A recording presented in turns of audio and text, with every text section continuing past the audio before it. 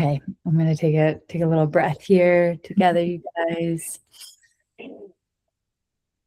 Oh, welcome, everyone who's tuning in. This is our first podcast here at FERA with me, Karina Bina, and Millie Raven. We're so excited to be have our first guest in this podcast series that we're doing. Sarah King is joining us today and is going to be sharing a bit about the work that she does. And I'm going to pass it over to her to share about her background and her introduction, because the work she does is amazing. So welcome, Sarah. Thank you for being here. Mm-hmm. Thank you, Karina, and thanks, Millie, for having me. So my background is I'm a social worker and I work as a grief counsellor.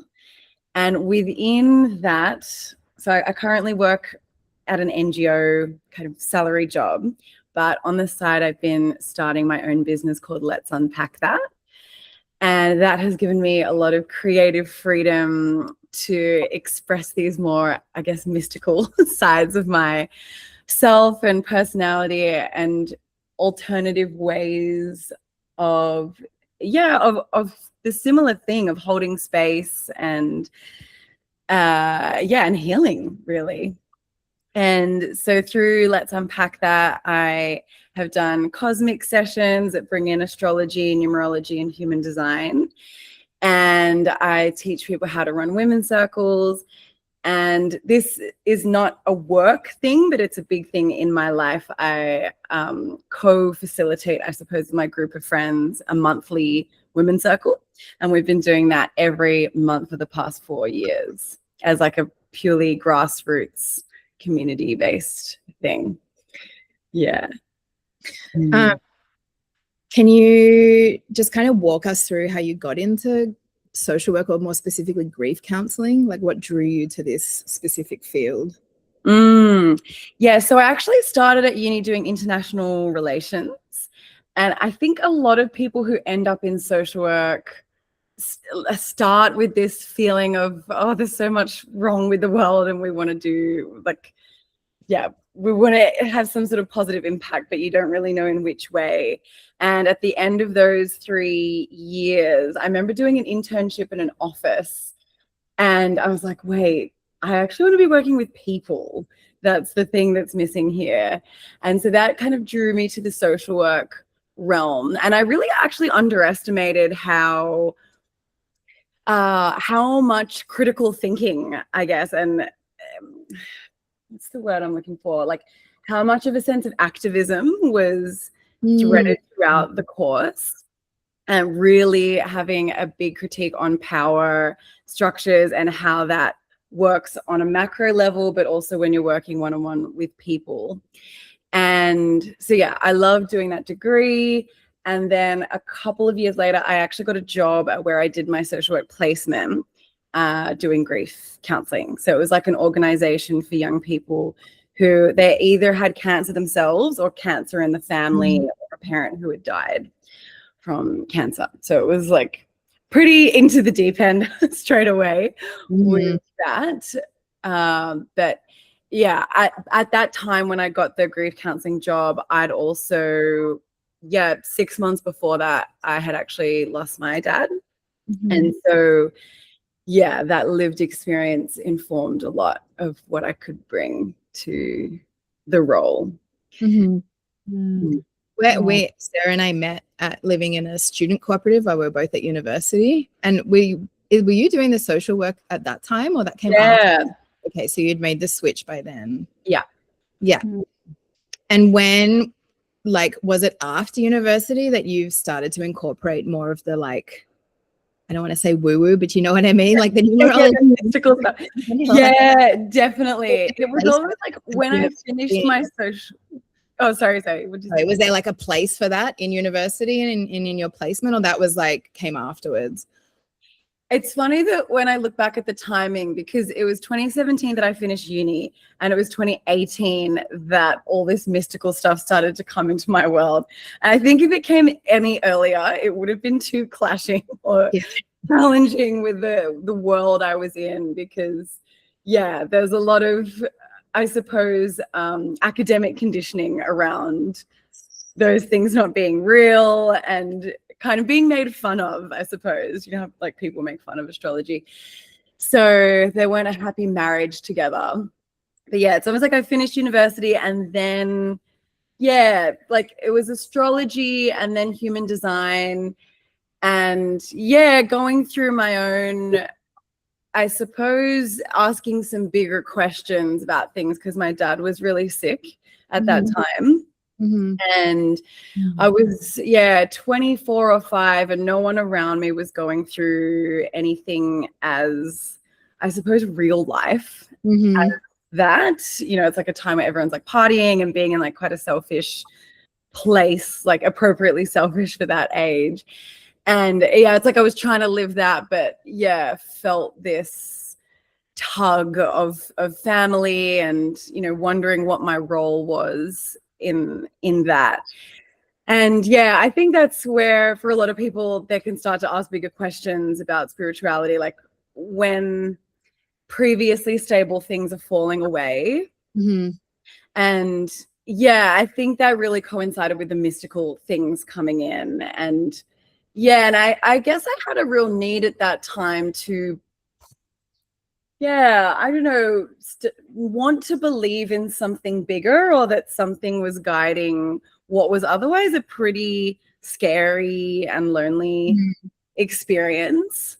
And as I discovered some of these things, it started very innocently with the astrology. Like I was like, oh, that kind of matches what I am as a Taurus. And then I started to do it with other friends, and I was like, it just so happens that matches them as well, but it's not necessarily a real system. And like, it kind of was like that, just like testing what these things were saying. I mean, like, why does that feel accurate? And and then with human design, discovering I was a projector, that was a big kind of wake up call of like, that's why I just don't have as much energy, or I can see things that others can't, and have this like hypersensitivity. So it was helping a lot with self-understanding. And then so over the years, as I was becoming a grief counselor, certainly I didn't bring like at all any of this to, you know, my clients, because it was a clinical NGO. But I could see that these self-awareness tools, you know, as it helped me and was helping friends around me, it's another source of guidance in the way that therapy can be, and another way of finding a deeper acceptance of how you're wired. And so, that's what inspired me to eventually want to start offering that through my business. Like I knew I basically had to start a business in order to infuse these things into my work, because like no social workplace, no salary job was going to hire me to, talk about this like really out there mystical stuff. It's not evidence-based, I suppose.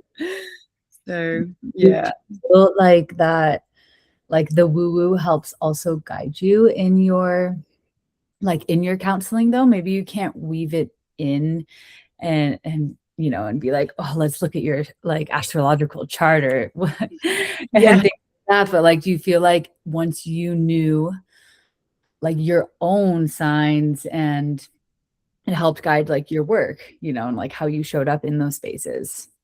Yeah, definitely. Yeah, in indirect and direct ways.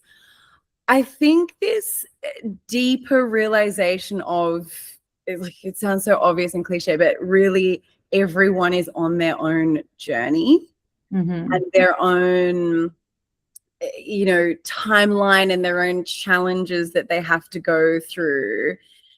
And so, you know, unlike a psychologist that, like, I mean, a really basic psychologist, I've heard this story all the time. People go to therapy and they'll get given a printout, like a printout CBT sheet, and are like, follow this exercise, you know, and they clearly give that to everyone that comes in the door. Like there's a sort of, I don't know, like a clinical, like, book, like, have anxiety. Yeah. Like you're facing anxiety and depression. Here's the worksheet for that, or here's the treatment plan for that. Yeah. And I think for me, using these these tools that help you see things more like, okay, you're on some kind of soul's journey without, exactly, looking up their own astrology chart, meeting people exactly where they are and not judging them for, I don't know, why they haven't done this at a certain time, or treating them as every other person that's lost someone, or every other person that, presents with depression.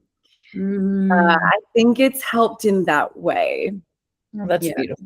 I think that's exactly what the world needs from these counselors, doctors, medical system, is recognizing that we are all very individual souls that have like implanted at different moments in life, and to be treated in that way, instead of like, oh, here's like the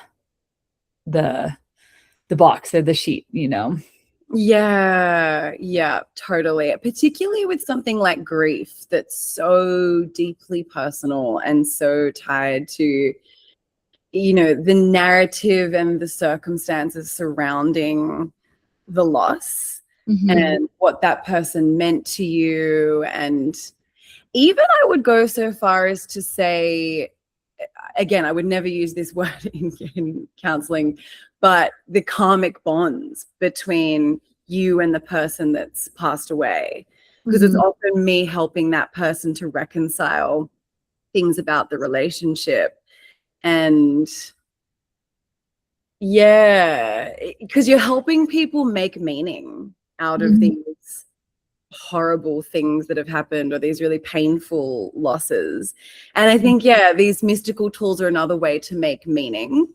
Not in a fake, like plaster it on way, but drawing it out, helping them to draw it out for themselves, if that makes sense. Yeah, I feel like when you talked about this academic conditioning of not having coming from that really academic background, that's exactly what happened to me as well. Like I studied science, I went like full atheist, like very materialistic, like that was what felt real and made sense for those years.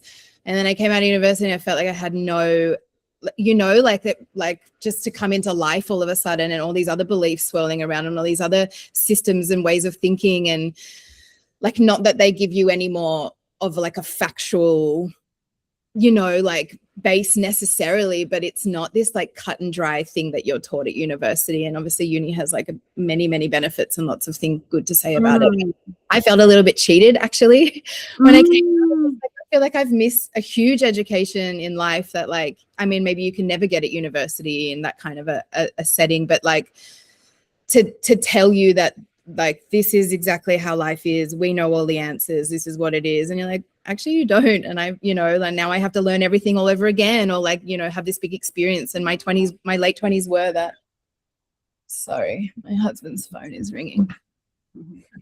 And then to like, I feel now in the work that I do, and maybe Karina, you relate to this as well, because I know you went from academia to like the more spiritual world, is that like I feel I have so much more of like a wholeness when I do things now, and when I approach things, because I have one foot in both sides.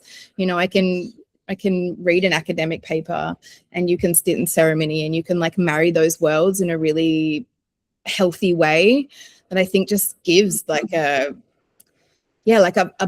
fullness and a wholeness to approaching life that you just can't get if you're like stuck in one way or the other. Yes, I totally agree. Oh, actually, sorry, Karina, do you want to speak to your experience? No, it's okay. I want to hear what you have to share. Well, what's that sparked in me when you're talking, Millie, is when you're at university, that it's sort of like, this is knowledge. Yes. These are the peer-reviewed papers, and this is what we've discovered about blah, blah, blah. And it's so valuable and valid because the methods of research are so rigorous to reach that. But then, when you take yourself out of that environment and you're like, only that is knowledge, only when it's in those institutions and given the tick of approval from academics, it sort of leaves you questioning afterwards, who are these people that define what knowledge is? And things, for example, like indigenous wisdom or matters of the soul, like what we're talking about with astrology or healing modalities or spirituality. Yeah, it's like university was never saying that it was going to be offering knowledge of the soul in a way. But when you're so, I felt anyway, when you're so used to that frame of reference, it's sort of like a hierarchy, and that is real knowledge, and all this other stuff is just fluffy, and because we can't nail it down, and so much of it is like our inner knowing and felt sense of how something feels true to you. It just can't be pinned down or like typed into a Word doc in the way that these other forms of knowledge can. And it's such a, I don't know, I suppose there's something about decolonization that I want to bring up here, of like that's such an impact of the power systems that we have at the moment. These other forms of wisdom aren't recognized and even like humiliated almost from that version of knowledge. Yeah, 100%. I want to just circle back to, you have like your day job at this NGO, and then you have your own personal business as well, is that right? And you have clients that you take like privately. And so over the past few years, I've probably had 1 day a week to devote to this side. Just gently tend to this business. So I've seen probably up to 2 clients at a time. So it's really, really, really small. But yeah, I think a big thing that's been interesting about the business is I started off with this one idea, and it's led me down this path. And I don't know if you two feel the same about this.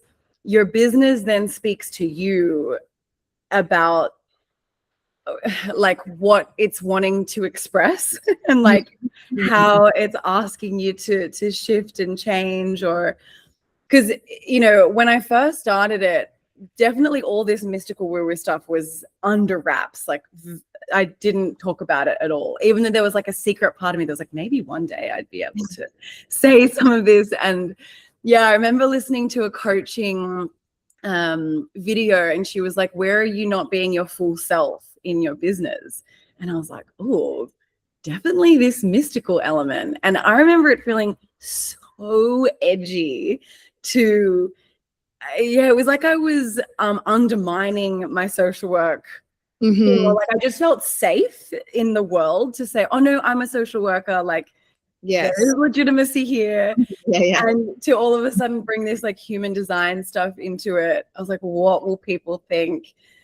Like, will that undermine my credibility? And having to stand in that and be like, no, I actually think this is a valuable tool.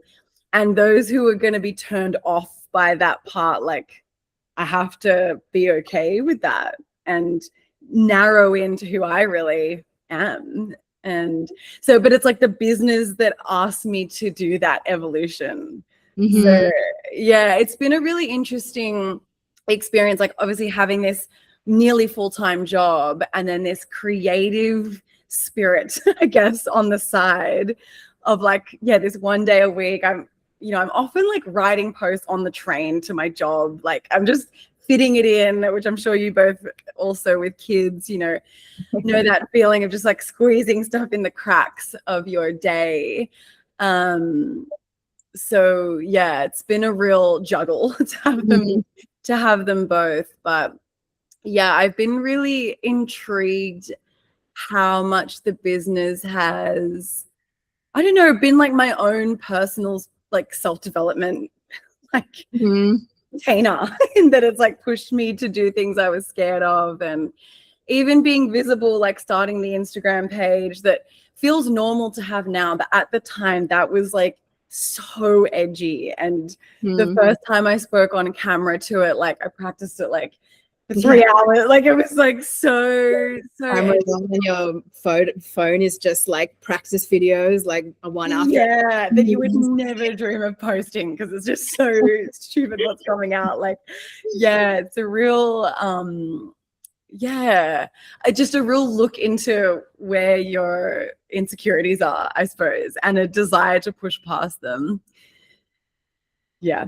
I think Karina and I can also both relate to that as well. We actually met and run as another business with our business partner Jasper called Fungi Academy, and this is our little side project that we're like writing posts when we're like breastfeeding our babies and trying to do other things, and like 5 o'clock in the morning or 10 p.m. at night. And I can definitely relate to what you're saying as well, of like this feels like a bit more of a fuller expression of like what I think I can safely say we want to express and put out in the world, and it has such a different tone to it. Like the motivation you have to do something that's like calling you is so different to the one that you're like, well, this is somebody else's dream or somebody else's framework or somebody else's situation. And like obviously we're 100% dedicated to Fungi as well, and it's been a baby of both of us for a long time. But to have your own kind of little spark and to follow it and to let it like lead you as well is such a it's a new experience for me. And it's been it's not I would say that I'm finding it easy in lots of ways and harder in other ways, because the easiness is the motivation that I feel like you have a natural tendency towards, because you're excited by it and it's you and it's your thing and it's your mistakes to make and whatever it is. But then like weaving into like, but this is actually still a business, and like, how are we running a business? And like, what things is this going to need and require from us that are not fun and are not just like the like light side of things? And what are we investing money in? What are we investing time in? Are we doing ads? Are we blah blah blah? And all of a sudden you have this like beast that you're that you need to get your head around, and it's a whole new world. And I assume like it's not like you went to your social work studies and they were like, here's how you build a social work business. You're like, I'm actually just working this out as I go along. Yes, totally. I really relate to that. And there's been times over the years where I know that I was never going to give up, but times where I'm like, oh, I just throw it all up in the air, and I'm like, maybe this isn't a business, maybe this is just a small like community side project. And like going through waves of what my relationship is to it, and and bringing that more masculine structure, as you're saying, to something that is a passion project, is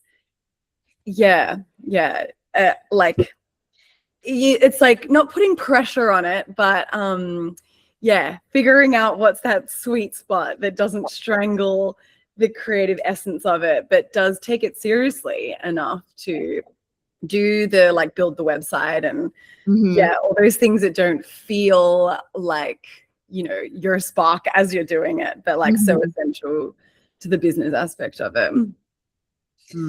How have you felt around monetizing yourself and your offerings? And I am like particularly in a space that's about healing and community and people who are grieving but still needing to make money, and that's your business. And how's your relationship to that kind of pricing your work and valuing your work? Juicy question. It's been a I just keep going back to this word relationship, because it's my relationship to that again has been evolving me since I first started it. I think when I very first started, the concept where I got the name Let's Unpack That, it was like a 60-minute phone session. So it wasn't ongoing counseling. And it was like, the idea was you come with one kind of niggly life problem that you have. And in the hour, we would get to some kind of clarity at the end. So like using therapy skills, but for things that maybe aren't so, you know, deep and like trauma based. And the act of charging for that, charging my own thing for the first time, that was just such a, like, each stage of the business has had its own new little threshold to cross. And like now what I'm charging 4 years later for long-term counseling, like I feel so comfortable with charging that. But yeah, again, at first, and I hope anyone who's listening to this who's like, you know, doing something for the first time, that first ever time of getting money for it is, no matter how much it is, even if it's like $20 for it, you know, yeah, it's stepping over something. And I suppose backing yourself as well, and saying like, I value what I do so much that here's what I place the value as, and that other people are going to value it too. Like having that conversation with yourself before there's any external feedback for anyone saying, yeah, I agree that it's worth that. Like there's so many conversations with yourself as a business owner, and like not necessarily inner battles, but yeah, you're constantly meeting yourself time after time. And I think with money, that's a huge one. And yeah, in like a healing space where, yeah, it's about, when you have a client, it's about being warm and yeah, sort of really open-hearted, but it has to happen in a safe container of an exchange, because that's where things, yeah, can get like really messy and really unclean for the person receiving as well as me giving, because it is such a heart-centered service. And so without like that clear container around, like if I was wishy-washy around my prices, or like, oh, you know, it's like a sliding scale, or, you know, you can pay 3 weeks after, you know, it kind of starts to create chaos for the person receiving it. They're like, what is this service? And so, yeah, also seeing money and pricing as a point of safety and clear expectations for everyone involved, and a price that I won't be feeling resentful over, feeling like I'm overgiving. But it's, yeah, it's an edgy piece. I think it'll continue to be forever. I think. Yeah, it's a really hard sweet spot to meet, isn't it? Of like, but it's not just the hour that you're giving them. I imagine you do work before and maybe even after, and all the work that you put into like the Instagram and making posts and getting clients and all these things. And there's so much unseen work in running your own business. I really see. Totally. And then, yeah, to then put a price on it and to be like, but this might not even actually come close to the work that I've put into this, but this is the reasonable price for this hour. Yeah, it's a really, I had to change my money story a lot. You know, we came from like, you know, pretty hippie backgrounds of being like, I hate capitalism and I hate money and I don't want, you know, money's blah, blah, blah. And now I'm like, no, I really want, like, I want to be comfortable in my life, you know, and this is a society we live in. How can we do it in an ethical way? How can we do it in a way that's like uplifting the messages and the people that we want, and paying people, you know, like paying the right people for their time, and having that money exchange that still feels ethical and good, but also like is beneficial for all of us, you know, like this is the world that we live in right now. I wanted to ask as well around your Instagram, or just in general, the business. Have you noticed anything specifically that's been really effective at like growing your client base or your community? Is it like, you know, specific posts or specific offerings that you do, or something maybe like something for free you offer and that brings people in as a lead? Like, do you have something like that? Yeah, honestly, I'm going to repeat the same word, relationship, because that is my genuine answer to this. Just building relationships over the years, I think, has been, and would I say that directly goes to a client base, like, you know, referrals? It's hard to map out where referrals are actually coming from, but yeah, I think I've always approached it as relationships.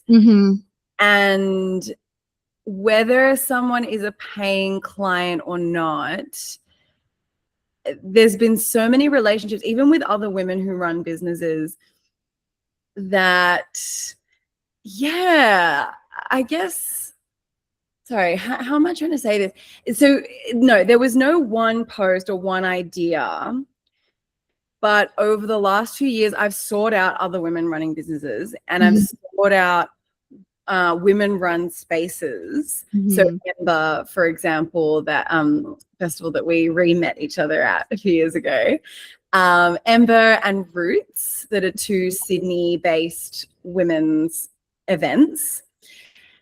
And yeah, being a part of those, like knowing that these are my people, but definitely not going in with the idea of this is where I can like extract, like poach clients from, but just like, let me just get into the field and get into the space where people are and just build relationships there in a genuine way.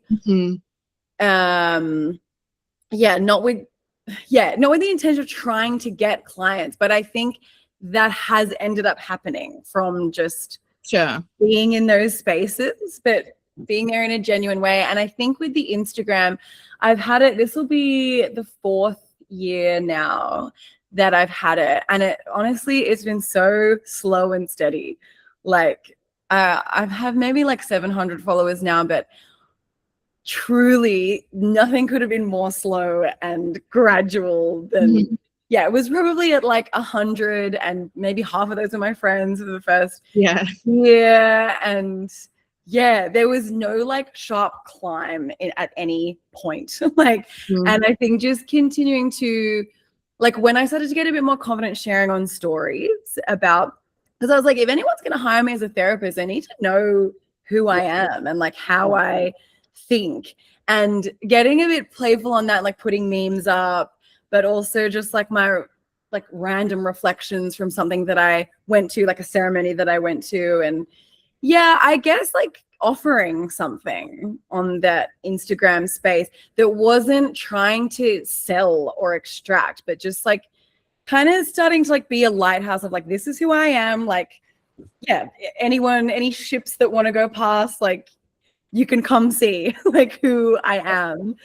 But but like possibly to my own detriment, but I don't think that this like hard selling or like extractive selling is a way that I could ever feel super comfortable in, because I don't like it when I follow a page and every second thing I see from them, they're selling something to me, because then it feels like you just see me as a client. And I don't want people who follow me to feel that. And so, the one thing I would say in answer to your question is just ultra slow, ultra steady, patient relationship building. And you're being real, like you being a real human being behind your page that's like showing up. As you say, in your authenticity, I feel like I mean, I love your content. I think it's awesome. You're genuinely you, and like what you said about being more honest about this more mystical side, and it's something with where, learning with FERA as well, of like, we want this to reach people because we feel like it has value, and we want people to be part of this community because we really believe in it. It's not about selling things. Like literally 90% of the things we have are free, like it's about creating a community, and we really want that to reach people, but not at the cost of being disingenuous to ourselves or being provocative for no reason, or whatever it is. And that's like, it's a hard road to walk, because if we showed our boobs more, we'd probably have heaps more followers, like in a bad way, like more of those kind of women potentially, or whatever. But that's not really where we are in life right now. We're mums and we've got little babies and we're doing different things, and it's a hard road to walk. I think the warmth, because it's like on the Instagram, it's like you want to be showing the essence of what the thing you're doing is. And like YouTube, being mothers, honoring the like just a more natural pace of things. That's like the essence of what you're wanting people to feel when they join, you know, a circle or join your containers. And so, yeah, being that and exuding that from the Instagram, no, it's not like fast or like I don't know, what do they call like these strategies that are gonna get you from here to here, but it's the real expression of what the thing is you're offering. And for me, like, I had this moment in the first 2 years. I was like, I'm happy for this to take 10 years, or like I will dedicate 10 years to this and whatever it asks of me in the pace that is feeling right for me. Yeah. Rather than try and like make it all work in the first 3. And when I made that switch, I think everything just relaxed, and I was like, okay, I'm just gonna be, just be myself and have these like crazy markers and indicators of where something should be. And so someone else with a different mindset would be horrified to listen to like how slowly I've done it. But yeah, that accepting that that's my rhythm and that I'm happy for it to take this long, and having a job on the side the whole time. Oh, yeah. Not expecting it to be more. If I was trying to make it my full-time income, like if Let's Unpack that was paying for my house every week, I'm sure I would have to like adopt a pretty different attitude. But I know I'm not there yet. And I think there's just my partner and I talk about all the time, the humility of just like, you know, not being too far ahead of yourself and capacity. And like, it's not that you're not pushing your capacity, but you're just being honest with the humility of where you're actually at, you know, which is like, feels a bit unsexy when you see these, I don't know, people that are like, yeah, I do like 100K months and, you know, have these crazy businesses that they're holding. And yeah, to just be like, I'm not there. I'm nowhere near there. That's not even my goal. Like I'm here, like coming back to where you are actually at, especially in the noise of Instagram, I think is a big practice for me, like having this business. How do you feel like, are you able to detach from, I feel like it happens when you're showing up or trying, you know, you're meeting yourself in that edge and you're showing up authentically on Instagram, and then it gets like 2 likes or something, or, you know, no one's biting the offer that you're offering out and stuff. Are you able to detach from that, or have you found that kind of like, you know, seeping in a little bit? Sorry. Yeah, it's funny. I haven't done so many like external like offers through Instagram of like, do this like class or do this workshop that I'm doing. Because I've just it's not felt like I don't know, have the audience for that yet. I've just not wanted to, I guess. Like the things that I'm offering are very one-on-one. And in fact, it's really funny. I've gotten people just messaging me randomly being like, do you do long-term counseling? And I haven't advertised it. And someone's like, can you help me with a women's circle? But I haven't advertised it on Instagram. So just purely by talking about what I'm doing, people get the sense, oh, Sarah's the one I would ask for that. So yeah, I've taken a very like anti-marketing approach, I suppose. And on your question of detaching, I think that hasn't come up for me as much because I'm not trying to like constantly be selling through there. It's more like a relationship building, presence building space. But, and yeah, doing things at Ember, for example, like, so getting a workshop spot where I have access to 65 people that come to my workshop and I didn't have to pull them in, like they were just there at the workshop and then I could do my thing. That felt very amazing because it's just like, yeah, this is what I've been doing for ages. I have something to share, and doing it in real life as well has been really nice for me. But I think when things haven't worked out, quote unquote, like when I started the cosmic session, I was like, yeah, this is going to be so great. I'll get so much interest. And there was something blocking me from talking about it on the Instagram. it's always made me just go back to the drawing board and be like, is this your real thing? Like, yeah, like I've done it for like 18 months, for example. It's like a paid offering. And then I've kind of gone back and there's a sort of like a composting thing of like, wait, this wants to be transformed into something else. And so rather than seeing the like lack of interest of like, oh, I'm shit and this is stupid, because the sessions that I've done with it, especially energy exchange sessions with other practitioners, where we haven't exchanged money, but yeah, we've swapped sessions and they have been really great and it's been valuable. So I'm like, I feel that through the relationships, I can feel like this is real, this is good, this is helpful. I'm getting that feedback. But from a marketing perspective, if I'm not getting bites, yeah, it kind of just makes me go, is this the real thing? Could I have refined that in a better way? Or how can I deepen this? And yeah, and even just taking this approach, like I'm 32. And I keep going back to this thing of like, this is an apprenticeship decade, girl. Like, you know, like you're just building. Like it's not really like a harvest time. Yeah. And I think that's where a lot of people like get discouraged. Like they want to be the big thing or like be this big success.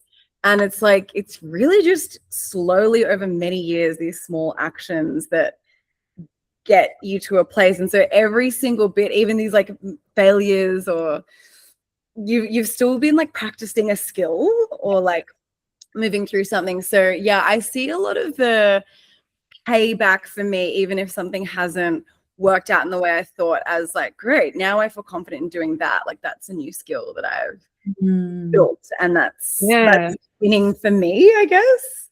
Yeah. I totally relate to what you said. I think I feel the same way of like, whatever the Instagram is doing, when we actually end up like in a circle with the women or whatever we're doing, that's the real feedback, the gratification, and the like, yes, we are doing exactly what we should be doing, or not, you know, but like most of the time, yeah, this feels really good, and this is why we're doing it. I actually really wanted to start talking about this step up that you've taken into to being a speaker and doing masterclasses and being at these festivals and stuff. I've also been on this journey myself as well. Like I have historically just shat myself at public speaking, like hate being center of attention, can't handle, you know, being in the front of a class. Like every presentation at university was like sleepless nights of anxiety and stuff. And then something, you know, I mean, I had a lot of encouragement from my husband, but like at some point it just, I don't know, I just got over myself, you know, and I felt like what I had to share was way bigger and more important than my own care about how I was coming across, or myself, or my, you know, all that kind of stuff, my ego.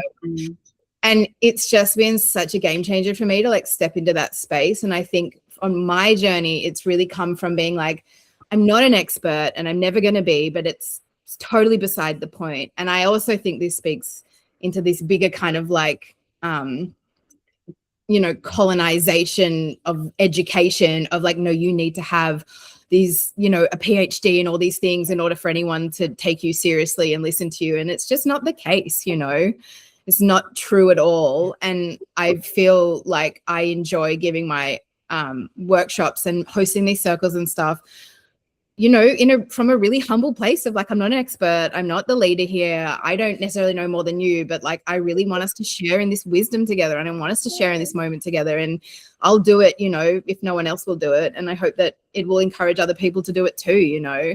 So I've been on a really big journey to come, you know, because as you said, like we reconnected at Ember where we were both doing workshops, and I had just kind of started around that time as well, and that was a big deal, you know. And now I feel, you know, I still get a bit nervous and stuff, but it's just taken so much of the anxiety out of it, because as I say, like I don't feel like it's about me. I'm not the star, you know. It's about the experience together and the relationships we're forming together. And I'm curious about how you've come to this place as well in your journey into that position. Yeah, thank you. I loved everything you shared there, because it really is a threshold to cross for yourself of being like, okay, in order for this to get to more people, I have to be the messenger, and whatever fears I have around that, I've just got to like get the dustpan and clean all those up and get over yourself kind of thing for it to reach somewhere, because you then realize you're robbing others after a while, and then of hoarding something just because you're like too shy to get up there or so doing that workshop at Ember was such a huge, oh my God, like I practiced so much like to do that. But I remember my partner saying, Sarah, you're running a workshop on how to run a women's circle. Like you yourself have done a million women's circles, and you need to like bring that energy, like bring the energy that you bring to the circles. And that just made it feel so much more relaxed. It's like, oh yeah, my role in this moment is to bring everyone into the feeling of that.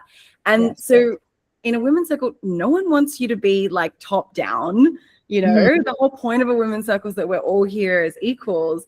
And so approaching that workshop with like, I'm a gal and you're all gals, like we're all here. And I know I had more like something to share that people didn't know, but the attitude I was approaching it with was like, you all have this magical thing and you can all do it. Like, here's just like a little map of how to do it yourself. Yeah, I think realness is a really underestimated quality in facilitation, because I get pretty annoyed with a top-down, like, I don't know, ego. You can smell the ego like in workshop environments, and no one likes to feel like disempowered or less than the facilitator. And so everything you can do as a facilitator to like, you know, be like, you're this as well. Like, I think, it was a bit of a key for me, and to take, like, what can I do to take the ego out of this and therefore make it a more pure offering? Because even in that women's circle thing, I was like, okay, I'll give the background on why I want to start it. And I was like, okay, I could waste 5 precious minutes telling my story. And I was like, does my story even matter so much in this workshop on how to run a women's? No, they're here to learn how. They're not. It's so easy to just randomly, like, just take up a bit of space because you've got the mic. Like, there's so much power in having the mic. And I had to sit with myself and I was like, that doesn't serve the space at all. So leave that out. Like, what are you trying to prove by sharing this part of your story? It's not serving the true, pure purpose of this workshop. So yeah, I think the couple that I've done now, it's just like, what will serve the space? What will serve the space? And it takes a lot of my own fluff out, and often my own realness will serve the space, and you know, telling a bit of a story about how I came to it and bringing everyone like I'm on their level kind of thing. So yeah, it's been a beautiful journey, and that's why platforms like Ember are so amazing, because they take people like you and me, Millie, who are doing, you know, cool, innovative, different, interesting things, but I would have never applied to do a workshop, I don't know, like somewhere else, but they give you this platform. They're like, we trust you. Like, we think you have something to say. And then off the back of that, you're like, maybe I can do workshops. Like, yeah, you know, they're real, like, Roots and Ember are both real, like, platform giving spaces that are so special. Yeah, it's literally what we've set out to do with FERA as well, to be honest. And it's the reason why we've, like, you know, of course we could have like messaged the people on Instagram or the women on Instagram that have like 300,000 followers and tried to get them to, but it's not what we want to do here. You know, like, we want women to realize and understand that, yeah, you have something to offer, you have something to share, you know, like, you have something valuable, just you know, as your realness and your authenticity to like offer other people. And one of the biggest things, if nothing else, is exactly what we're doing, is encouraging women to understand that about themselves as well. You know, I really, like, I had that when I started running women's circles as well, like originally through Fungi Academy online for the first time, you know, they had this imposter syndrome the whole time of like, oh, well, who do I think I am to run this circle? I'm a woman. That's all that needs to be true to be in this space. You know, there is no other qualification. And to just, yeah, you know, I feel like sometimes, hopefully unintentionally, like the kind of the women's circles and these spaces in women, how am I trying to say this? Like feel a bit exclusionary because you feel like you don't have the right clothes or the right look, or you're not woo-woo enough, or you're not you don't know enough about all the spirituality and the beliefs. You haven't done mushrooms enough time. You haven't, you know, whatever it is, like that gives you permission to be in that space and to take up space there, you know, and to just get rid of that. Like, you know, just do away with this. Yeah. Totally. And I love actually how what you're saying circles back to where we started with like the university thing of, you know, that being the source of knowledge, and then actually like 7 women sitting in a living room together, sharing their own experiences, and then, you know, gaining wisdom from that is it's such a powerful thing that like we need to be reminded of, I suppose, like through circles. And, you know, like, for example, in Aboriginal culture, like yarning circles are such a common way of, I don't know, like interacting, knowledge sharing, just sharing. And yeah, like most of us are like far away from living in that way, and that like kind of non-hierarchical, or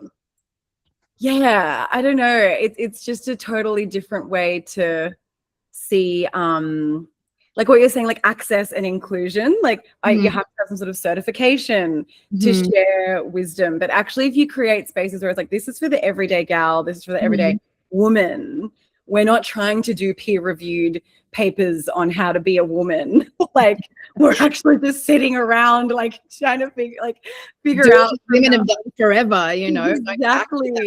And that is not just valid, but, you know, life-giving and affirming, and more than what any university setting could ever tell you about being a woman. Yeah. Can you tell us how you started the women's circles with your friends then? Because that's, Yeah, well, it's funny that you mentioned the imposter syndrome thing, because that's 100% what I felt as well. I was like, who am I to be doing this? Like, what even? Yeah, there were so many fears that came up, and really, what inspired it? In 2022, there were the Lismore floods. And my partner and I were in this position. We were traveling, and we were able to volunteer there for a couple of months. And this amazing woman, Cartley Atkinson, she's an Aboriginal woman. She intuitively set up this space called the Healing Hub.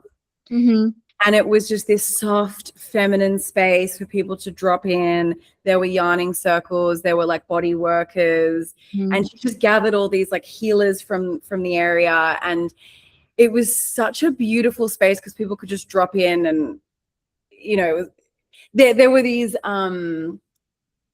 practical ways to deal with the floods, but she set up this like emotional, spiritual healing place she knew this is also needed because this is a collective trauma.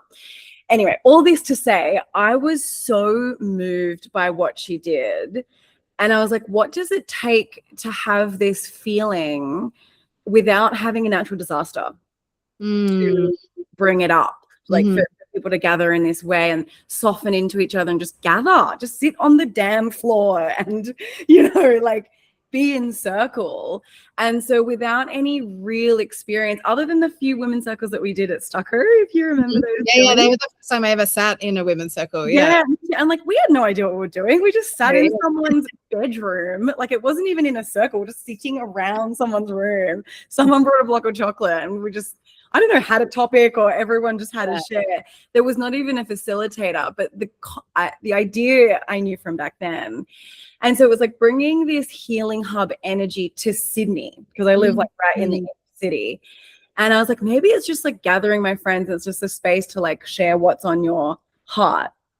Even though there's no flood, it's like everyone's quietly going through these, you know, griefy things, or, you know, things are going on, and it's not, it's you want to, there's things that are going on that you can't just like share at the brunch, you know, like that need like a deeper space holding. So anyway, on my birthday, I was like, yes, I can get everyone to do something that I want to do. Like they kind of have to do it. I was like, this is the invitation. Like, come, we're going to do a women's circle, like bring a plate. And yeah, I was so nervous. But then like everyone got so much out of it. And we all were dying for that just feminine energy and that feminine support. And pretty much after that, I was like, I am committed to this. I'm just going to steward this and make it happen. And so, yeah, it was like gathering different women at different times. But then after 9 months of doing that, I was like, I want to make this more official. Like I'm going to like mother this thing and like show up no matter what. And yeah, it was gathering different friends, but eventually there were like maybe 7 people that were like, we love this. How do we protect this? Like, this is like a core thing of my month. And so I always wanted it to be this collectively owned thing, but you still have to be the pillar, I guess, to, you know, make something like that happen. But for the first few months, I was like, is this right? Like, are people thinking this is going to be weird? But that thing of like, I know we need this. And that healing hub thing, like Carly did it without having the evidence. She just knew like this is going to be what's needed. And I think that just, helped me get over some of the imposter syndrome stuff. And I just felt such a commitment to it. I was like, I just need to be the anchor for this. And it's, 4 years in now. And the resource that it's been for us all is like, I won't even try to put words to it in this moment, actually, because it's like way too like abundant and sacred and special. But you know, many women have gone through and become mothers for the first time in our circle, and we've like witnessed that and done the meal drop. And I did want it to be this like village thing where it's like we're supporting each other through life. And when, you know, someone's parent gets sick, like, you know, you have a place to go to share that. For those bigger things that are the real life stuff, like that what was happening for me in my 20s, that I didn't really have somewhere to go to like share this like harder stuff. I just want to say on the point, sorry, that I feel like this is something really lacking in our like current state of society, particularly in the West, that we just don't have structure around like really big things that happen in life, like not grief, not motherhood, not the loose maiden years. There's just no like holding space to go through any of these things anymore. And I don't even mean like a rite of passage. I genuinely just mean like a yarning circle where you just know you're going to sit down and you can just share that thing that's happened to you in that space. I feel like instead we've gotten ourselves into a situation, even with really good friends, that like a lot of us don't fully have 100% faith in unconditional love from our friends. We feel like, do you mind? Is it okay? No worries if not. Like, how many can you literally ask someone for something without adding one of those things on the end of it?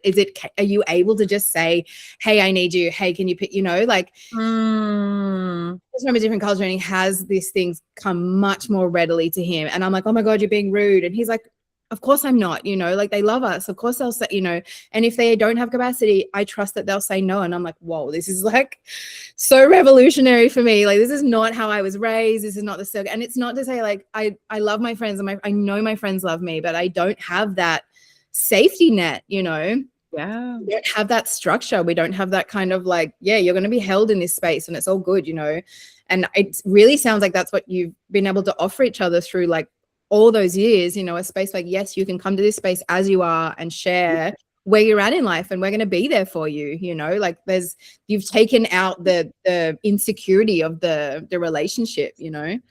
Yeah, totally. And, you know, it really is the circle that is the holder, rather than any one individual. Yeah. And I think that's what really makes it sustainable, because this thing of like someone doesn't have capacity, which might be true, when there's 8 of you and you commit to showing up for the 3 hours on the Saturday, it's like an automatic thing that's you were not needing to do that dance, as you say, of like asking for capacity, can you hold this? And it's like 8 people holding something is very, very, very different to one person holding. Like something big happening, and a circle being able to absorb that means you're not walking away feeling drained by what was shared, or like, oh God, that's heavy. Like I'm holding this with this person now.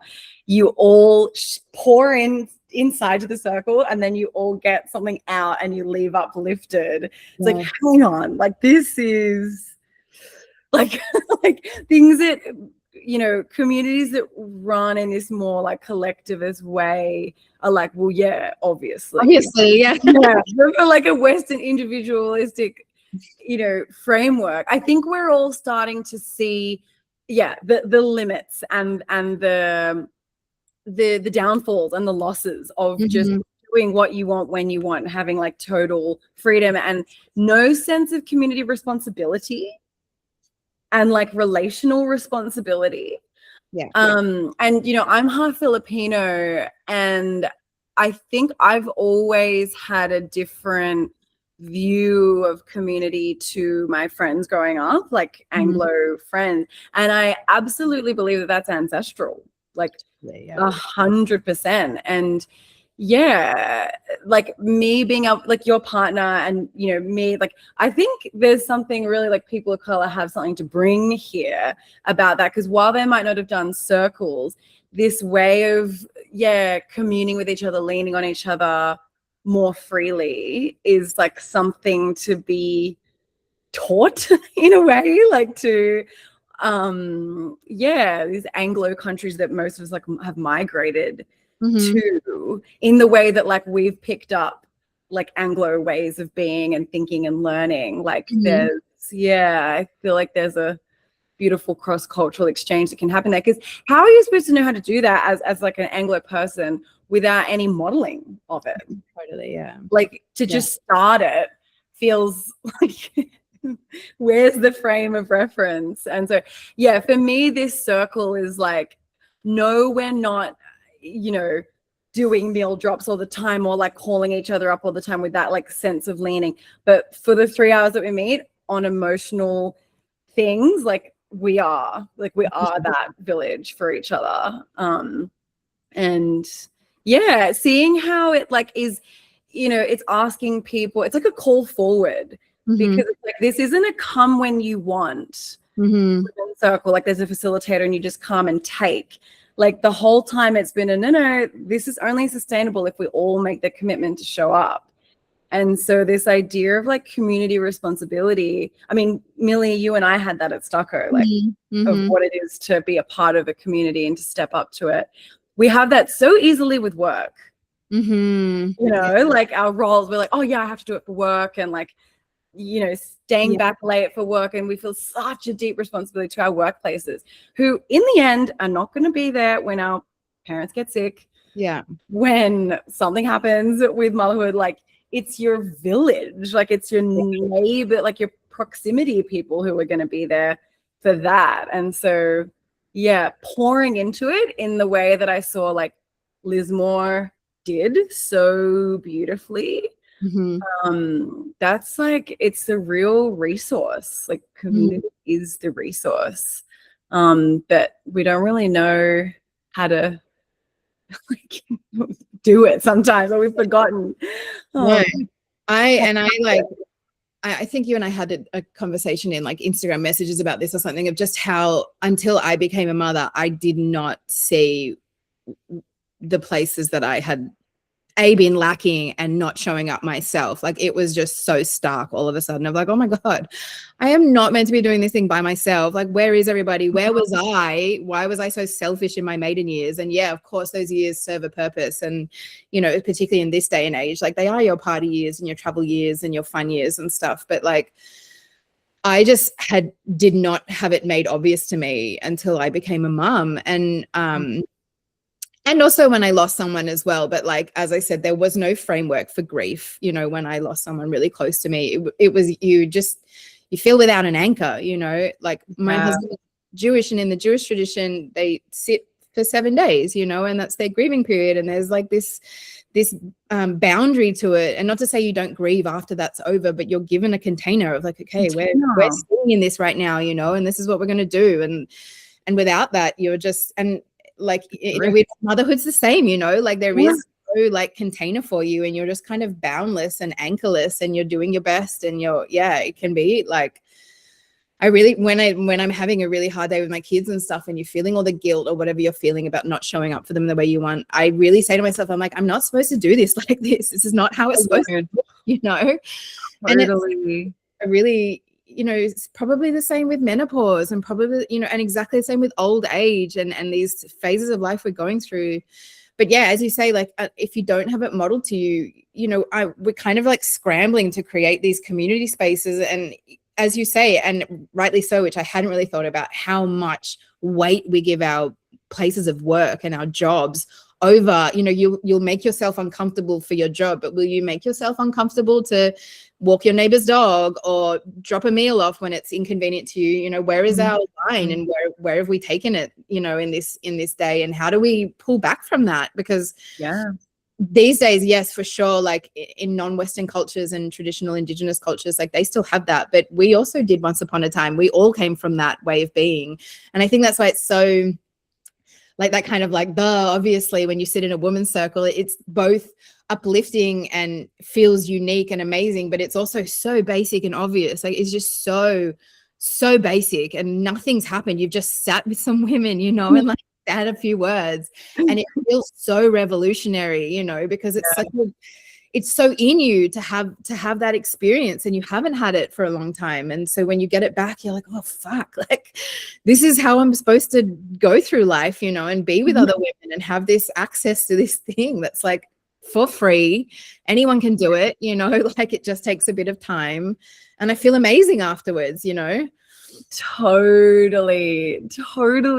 Yeah. It's a total reorientation. Yeah. Because it's not money that's required. It's the willingness, it's the structure, and it's the commitment and prioritizing of that makes it work. Yeah. What would you say to someone who would like to kind of step into a space of like facilitation or hosting, but like keeps talking herself out of it, coming from someone who I guess has been through that journey herself? Yeah.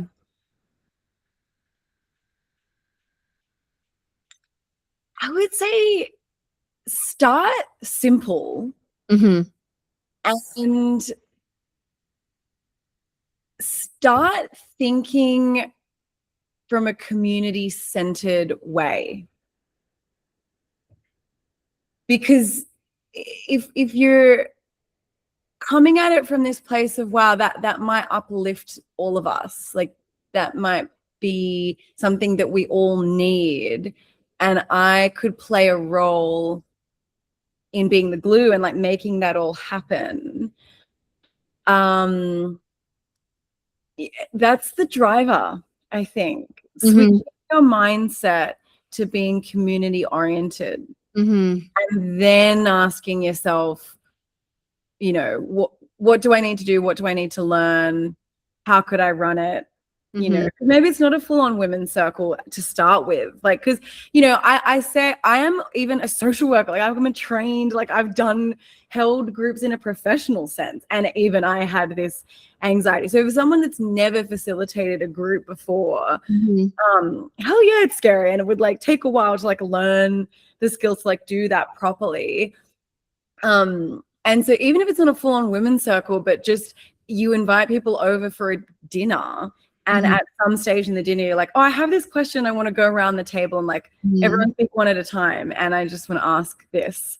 And like you could start as simple as that, you know, and it would have a similar effect. And if you're like, no, I actually want to make this like more concrete and more, you know, not the dinner, like just the circle, you know, people's feedback will tell you to keep going. But yeah, it does, don't start off with this like grand idea. Just start from right where you are, and be, yeah, approach it from a community-centered mindset. I love that. Before we started, we were like, yeah, I think we'll talk for 30 or 40 minutes, and it's already been more than an hour. I just want one last question. What's next for you? Do you have like something in the works? Do you have something you're working towards? Is there a bigger vision? What numerology year are you in this year? What's for you? Yes, so I'm in a personal year 8, so it's a bit of a crescendo year of the 9-year cycle, which you can find out more about on the the workshop that I did with FERA. And for me, it's a couple of things: zoning in on grief counseling, and not like dancing around that, but actually just offering that through my business. Putting together a course on Circle to Village, which is not just about how to run a women's circle, but, you know, this thing of doing it for 4 years, like how do you do that over the long term? Awesome. You know, the structures, the way that you share power, all things like that. I don't know when that's going to come, but like it's bubbling. And yeah, on a really random note, a friend asked me to do her wedding the other day, like do the ceremony for her wedding, not as like an official celebrant, but it was such a touching experience. And yeah, as a therapist, you kind of draw things out of people. And yeah, I helped to create this really bespoke ceremony for them. And I think that's another way of like unity and ceremony that it's actually one of the rituals that in the Western framework we're still doing, like marriage, you know, and I think there's a way to make that way more soulful than commercial, if you know what I mean, like bring a bit more of a, yeah, community-minded, unifying, yeah, feel to that. So I don't know where that's going to go, but I think something like that. It's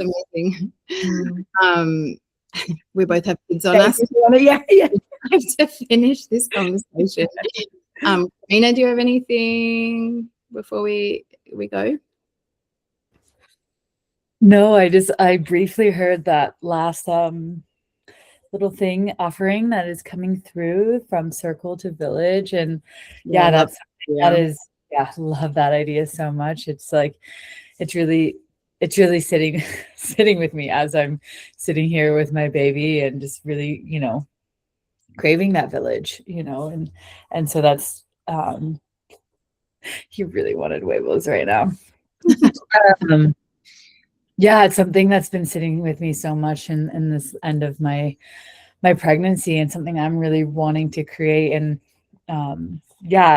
ironically, I just created a WhatsApp group of like sisters I felt really dear to, and called it the Village, of the girls that are around me, to like really create that support system. So yeah, this work is so important. And I feel like really also the work that we're trying to do with FERA, even though, you know, me and Millie are on opposite sides of the world, like we are trying to create that village, the global network, because, you know, so many women don't have those communities in person, you know, and how can we do that in like this digital form, you know? So yeah, thank you for the work you do. Just so inspired, and everything you were sharing, I'm like, yes, this lands, this hits. Even though I didn't have much to share, I am very late in my pregnancy. It was really beautiful to witness and listen. So thank you so much. Thanks, Karina. Thank you. Do you have anything you want to add, Sarah, or anything we didn't say or mention, or anything before we close out?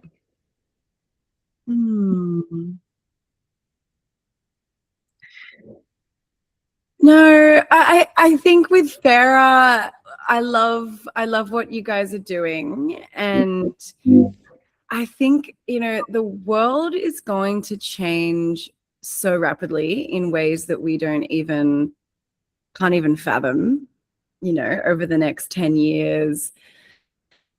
And I think this spark to want to bring back like more village ways of connecting and supporting one another, we're being driven for some reason to by the limitations of the current system that we're in, and the places where support is lacking, and especially for women, especially for mothers. And yeah, I'm just excited to see this activation happening everywhere, all over the world, and think wherever it lands, it feels like it's really needed. So yeah, I'm really grateful to be connecting with you both too, and sharing in that vision together through our own ways. Me too. Thank you so much. Thank you for being here with us. And yeah, you have a masterclass with us. Actually, really want you back to do a masterclass on the Circle the Village as well. I feel like that's an awesome topic, or a course, or yeah, whatever it looks like. But yeah, I feel like you have so much more to share. Yeah, thank you, Sarah. Thank you so much. Beautiful to sit with you guys. Bye. Always.